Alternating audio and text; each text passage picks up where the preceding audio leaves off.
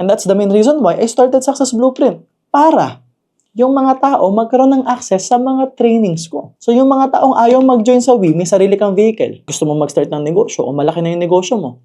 Pwede kang mag-enroll, pwede kang matuto directly from me. And you don't have to join Worldwide Entrepreneurs because my goal, my dedication is to help you, to create value for you. One of my students, Faith, in just 2 months, dalawa yung nabili niyang kotse because of Success Blueprint.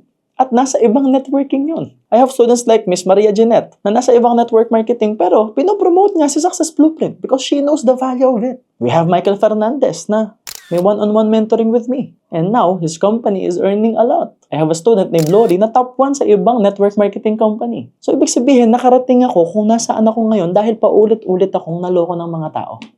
I was tested over and over. So, kung ikaw may pinagdadaanan ka ngayon, sobrang bigat. That is actually an opportunity for you to trust more and to have faith.